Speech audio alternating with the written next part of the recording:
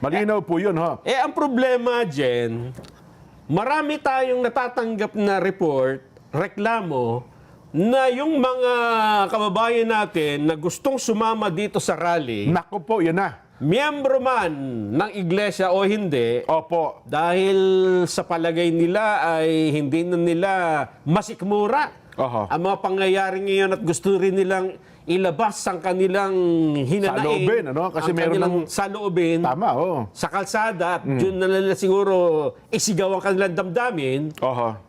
pilit po namang hinaharangan at ayaw patuloyin dito sa rallying ito. Lahat na po ng entry point papunta ng Metro Manila ay haharangin at ihaharas na sila po'y kakasuhan, lalo yung mga driver, operator, bus, yung mga van, etc.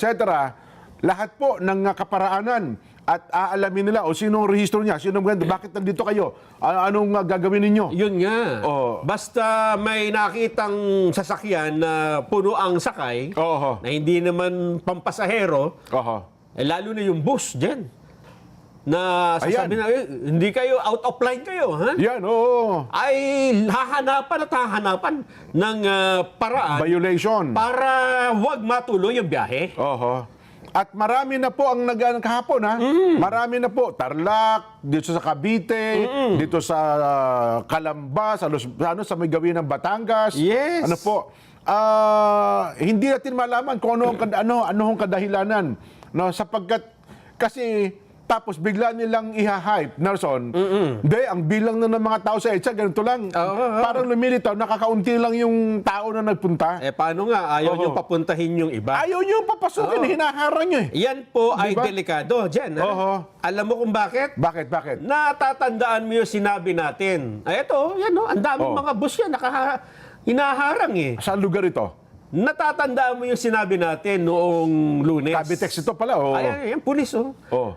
Na kapag ka ikaw ay nagsalang ng tubig sa takure o sa kaldero at tinakpan mo at hindi mo nilagyan ng kahit kaunting siwang para makalabas yung steam, Nako. sasabog at sasabog yan. Oho. Ngayon, hinaharang mo. Ha? Parang ganyan, ha? Ayaw mong patuloy ng mga taong ito na gusto lang namang makibahagi sa mapayapang pagtitipon sa rally. Isigaw ang kanilang gustong sabihin sa pamahalaan. Hindi natin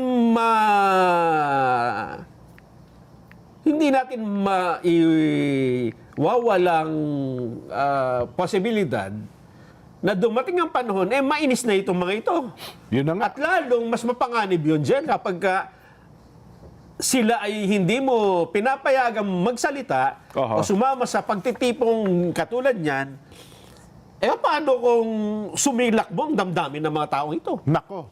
Parang pressure cooker yan. Yan ang sinasabi Diba? natin. Oo. Pressure cooker na pinipigil nyo po yung singaw, ay baka bigla kung sumambulat yan. At masambulatan kayo sa mukha ninyo. Oho. At baka doon ay sabihin nyo na, may surprise na naman.